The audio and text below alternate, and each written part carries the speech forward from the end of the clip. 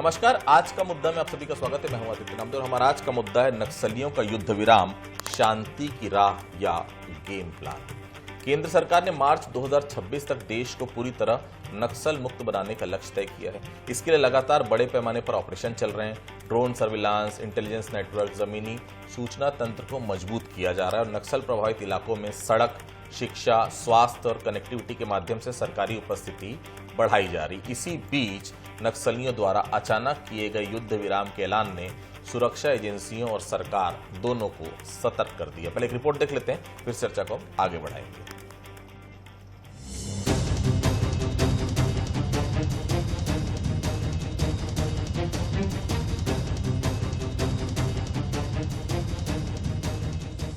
केंद्र सरकार ने साफ लक्ष्य तय कर दिया है कि मार्च 2026 तक देश को पूरी तरह नक्सल मुक्त बनाना है। फोर्स ऑपरेशन को लगातार आगे बढ़ा रही है। ड्रोन सर्वेलेंस, इंटेलिजेंस नेटवर्क और गांव-गांव तक पैठ बनाने की कोशिश जारी है। इस बीच नक्सलियों के युद्ध विराम के ऐलान ने इस मिशन के सामने एक नई पहेली रख दी है। दरअसल हाल ही में नक्सलियों के एक प्रेस नोट में कहा गया कि वो फिलहाल शांति के माहौल में रहना चाहते हैं और जनता से जुड़ने की कोशिश करेंगे। पर यही बयान सुरक्षा एजेंसियों के कान खड़े कर गया, क्योंकि इससे पहले भी वार्ता और शांति के नाम पर नक्सलियों ने अपनी रणनीति बदली थी। नक्सलियों के इस बयान में खास जिक्र तेलंगाना का है, जहां पुलिस के सॉफ्ट रवैये की बात कही गई। नोट में कहा गया कि तेलंगाना में उन्हें भाईचारे जैसा माहौल मिला है, यानी एक और छत्तीसगढ़, झारखंड और उड़ीसा जैसे राज्य सख्ती से ऑपरेशन चला रहे हैं। बीजेपी विधायक पुरंदर मिश्रा ने आरोप लगाया कि कांग्रेस शासित तेलंगाना की नरमी नक्सलियों को नया स्पेस दे रही है। कांग्रेस पार्टी उनको जिंदा रखना चाहती है ताकि उनका दुकान चलता रहे। बड़े बड़े नक्सलाइट भाई ने समर्पण कर दिया, सरकार की मुख्य धारा से जुड़ना चाहते हैं, देश का विकास करना चाहते हैं, छत्तीसगढ़ का विकास करना चाहते हैं। और मैं तो ये बताना चाहता हूँ कि जो डेडलाइन हमारे अमित शाह जी ने दिया 31 मार्च 26 तक सब खत्म हो जाए। और ये जो भी प्रलाप नक्सलाइट के नाम से कर रहे हैं, कांग्रेस पार्टी कर रही है, दूसरा कोई कर नहीं रही। बीजेपी के वार पर कांग्रेस ने पलटवार किया। पीसीसी चीफ दीपक बैज ने कहा कि बीजेपी इस पूरे मुद्दे को राजनीति के चश्मे से देख रही है। सरकार को बताना चाहिए कि जिन नक्सलियों ने सरेंडर किया, उन्हें अब तक जनता के सामने क्यों नहीं लाया गया। कि जिस तरह से ये सरेंडर चल रही है और इस सरेंडर में क्या गोपनीय शांति वार्ता हुई है, सरकार और नक्सलियों के बीच में क्या डील हुआ है, ये प्रदेश की जनता को, सरकार को बताना चाहिए। कि नक्सलियों और सरकार के बीच में क्या डील हुई, ये प्रदेश की जनता को, सरकार को बताना चाहिए। कहीं जीरम ठूक करने का इरादा तो नहीं। सुरक्षा एजेंसियों का कहना है कि मिशन तभी सफल होगा जब सभी राज्य एक समान नीति पर काम करें। जब एक राज्य में ऑपरेशन तेज होता है तो नक्सली सीमावर्ती इलाकों से दूसरे राज्य में शरण ले लेते हैं, यानी राजनीतिक मतभेद नक्सल उन्मूलन की सबसे बड़ी रुकावट बनते जा रही है। अब सवाल यही है कि क्या नक्सलियों का ये युद्ध विराम वास्तव में शांति का संकेत है या फिर दोबारा रीग्रुप होने की रणनीति। इससे साफ है कि नक्सलियों के खिलाफ आखिरी लड़ाई अब सिर्फ बंदूक की नहीं बल्कि राजनीतिक एकजुटता की भी है। मिशन 2026 की सफलता भी इसी पर टिकी है। जगदलपुर से रजत वाजपेयी के साथ ब्यूरो रिपोर्ट, बंसल न्यूज। नक्सलियों ने हालिया प्रेस नोट जारी कर कहा वे शांति माहौल में रहकर जनता से जुड़ना चाहते हैं। पहली नजर में ये एक सकारात्मक और उम्मीद जगाने वाला बयान दिखता है, लेकिन इतिहास और नक्सलियों की पूर्व रणनीतियों को देखें तो यह नया मोड़ कई सवाल भी खड़े करता है। नोट में लिखा गया कि राज्य में पुलिस का सॉफ्ट रवैया है और नक्सलियों को भाईचारे जैसा माहौल मिला। यह बयान कई संकेत देता है कि नक्सली तेलंगाना को सुरक्षित कॉरिडोर बनाने की कोशिश में है। क्या यह सीमावर्ती क्षेत्रों में नए ठिकाने बनाने की रणनीति है? क्या सॉफ्ट अप्रोच से नक्सलियों को पुनर्गठन का स्पेस मिलेगा? इसी बात को आधार मानते हुए बीजेपी विधायक पुरंदर मिश्रा ने आरोप लगाया कि कांग्रेस शासित तेलंगाना नरमी दिखाकर नक्सलियों को ब्रीदिंग स्पेस दे रहा है। वैसे देखा जाए तो इतिहास बताता है कि नक्सली संगठन वार्ता, युद्ध विराम और जनसंवाद की भाषा का उपयोग अक्सर रणनीतिक ठहराव के रूप में करते हैं। इसलिए सवाल जायज है, क्या यह कदम नक्सल विचारधारा में वास्तविक नरमी है या 2026 मिशन को धीमा करने की सोची समझी रणनीति। चले बहस की शुरुआत करेंगे। बंसल न्यूज से कुछ सवाल है। पहला सवाल, नक्सलियों का युद्ध विराम शांति का संकेत है या दोबारा रीग्रुप होने का गेम प्लान? दूसरा सवाल, क्या कांग्रेस शासित तेलंगाना का सॉफ्ट रवैया मिशन को कमजोर कर रहा है? तीसरा सवाल, क्या राज्यों की अलग अलग नीतियां फोर्स के ऑपरेशन को प्रभावित कर रही है? मेहमानों से मिलवाऊंगा। ईवी मुरली साहब है, वरिष्ठ पत्रकार है, बहुत स्वागत करता हूं उनका। धनंजय ठाकुर साहब हैं, धनंजय ठाकुर साहब वरिष्ठ नेता है कांग्रेस के, बहुत स्वागत करता हूं। चौहान साहब जुड़े हुए हैं हमारे साथ, के.एस. चौहान साहब, भारतीय जनता पार्टी के वरिष्ठ नेता प्रवक्ता, बहुत स्वागत करता हूं। चौहान साहब, सबसे पहला सवाल आप ही के पास लेकर जाऊंगा मैं। नक्सलियों ने जो नया पैतरा अपनाया है चौहान साहब, क्या उस पर सरकार की नजर है? सरकार क्या सोच रही, युद्ध विराम वाले कदम को लेकर सरकार की क्या सोच है? चौहान साहब।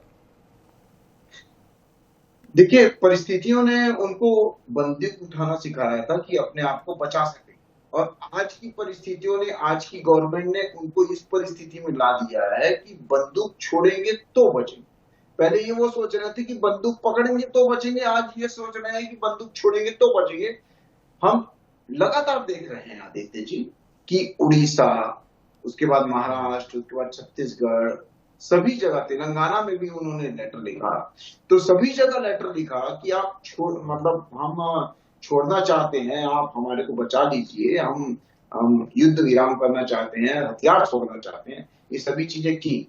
लेकिन ये तेलंगाना का सॉफ्ट कॉर्नर जो है, तेलंगाना का सॉफ्ट कॉर्नर है, वो एक बार और फिर से दर्शाता है कि कांग्रेस पार्टी कहीं ना कहीं नक्सलियों की हितैषी है, कांग्रेस पार्टी कहीं ना कहीं भाईचारा रखती है, कांग्रेस पार्टी का कहीं ना कहीं संरक्षण था। और जब हम पीछे अपने पलट के देखते हैं छत्तीसगढ़ को, तो हमारे को ये 2018 से लेकर 2023 तक ऐसा क्यों दिखता है कि वो मार्च पास्ट कर रहे हैं और अपना शक्ति प्रदर्शन कर रहे हैं? इसका मतलब कांग्रेस का शक्ति प्रदर्शन था। वो अगर टारगेट किलिंग करते हैं तो वो भी कांग्रेस का शक्ति प्रदर्शन था। वो अगर मतदान के दिन गोलीबारी करते हैं, वो भी शक्ति प्रदर्शन था। वो अगर दूसरे राज्यों में उनका इलाज करने लेके जाते हैं उनके कार्यकर्ता, वो भी कांग्रेस का संरक्षण था। वो अगर 2023 में सिर्फ 111 लोग सरेंडर होते हैं, वो भी कांग्रेस का संरक्षण था। सिर्फ पूरे 5 साल में लगभग 2000 नक्सली सरेंडर होते हैं और 250 के आसपास मारे जाते हैं, ये भी कांग्रेस का संरक्षण था। जब कैंप से लोगों को उनको निकलने नहीं दिया जाता है, अधिकारियों को निकलने नहीं दिया जाता है, उनको बोला जाता है कि ज्यादा मुठभेड़ करने की जरूरत नहीं है, वो भी कांग्रेस का संरक्षण। सभी चीजें कांग्रेस का संरक्षण है। उनको करनी है राजनीति, इनको कोई मतलब नहीं है कि नक्सलवाद खत्म हो और एक आम जनता, एक छत्तीसगढ़िया हो या तेलंगाना हो या कोई देश के एक भी इंसान से आप पूछेंगे कि नक्सलवाद खत्म होना चाहिए, बोले हाँ खत्म होना चाहिए। ये तो नक्सलवाद के ऊपर अपनी राजनीति की रोटियां सेकते हैं। इन लोग नक्सलवाद चाहते ही नहीं है कि नक्सलवाद खत्म हो। बहुत लंबा हो रहा है, प्लीज थोड़ा छोटा करेंगे प्लीज। उदाहरण है ये सॉफ्ट कॉर्नर ये दिखाता है कि ये कांग्रेसी जो है वो नक्सलवाद को पनपने के लिए भी दोषी है, और कांग्रेसी जो है वो जन्म देने के लिए भी ठीक है। धनंजय जी, आप कहते हैं भाजपा इस मुद्दे को राजनीति में घसीट रही, तो क्या कांग्रेस स्पष्ट बताइए कि नक्सलियों पर आइडियल पॉलिसी क्या होनी चाहिए और क्या हो? देखिए, स्पष्ट नीति हमारी कांग्रेस पार्टी रही है कि नक्सलवाद खत्म होना चाहिए, और इस दिशा में हमारी सरकार ने काम किया। हमने विश्वास, विकास और सुरक्षा की नीति पे काम किया, और उस दौरान केंद्र की भाजपा की सरकार ने हमारी सरकार के कामों को तारीफ किया था। गृह मंत्री अमित शाह जी तो आज भी है, पहले भी थे, छत्तीसगढ़ में आकर उन्होंने इस सरकार के कामों को तारीफ किया था, और 80% नक्सली गतिविधियों में कमी आई थी। कोंडागांव जिला जो है अति संवेदनशील नक्सल प्रभावित क्षेत्र से बाहर हुआ था, इसकी घोषणा केंद्र सरकार ने की थी, पहली बात। दूसरी बात, बड़ा कंफ्यूज है भाजपा का नेता। अभी मैं सुन रहा था पुरंदर मिश्रा जी को, बहुत ही मानसिक स्तर गिरी हुई नजर आती है पुरंदर मिश्रा की। अरे जो नक्सली हमारे छत्तीसगढ़ के नागरिकों की हत्या कर रहे हैं, जो नक्सली हमारे जवानों की शहादत के कारण है, जो नक्सली हमारे प्रदेश के विकास में बाधक हैं, उसको पुरंदर मिश्रा नक्सली भाई बोलते हैं। ये तो समझ में आता है कि आतंकवादी, नक्सली, उग्रवादी, हिंसक करने वाले भाजपा के भाई, ये तो स्पष्ट हो गया है। अरे कम से कम छत्तीसगढ़ में जो लहू बहाने वाले नक्सली है उनको तो भाई तो मत बोलो, और दीपावली की शुभकामनाएं देते हो नक्सलियों को। ये पुरंदर मिश्रा है। दूसरी बड़ी बात, अमित शाह जी भी आए थे, बस्तर तो गए थे, ढिंडोरा पीटे के नक्सली भाइयों, तो भाईचारा किसके साथ है? नक्सलियों का, अमित शाह जी के साथ में है। दूसरी बात, एक सेकंड दीजिएगा, और केंद्र में 11 साल से भाजपा की सरकार है, इनको बताना चाहिए कि नक्सलियों के पास विदेशी राइफल हथियार कैसे पहुंचे।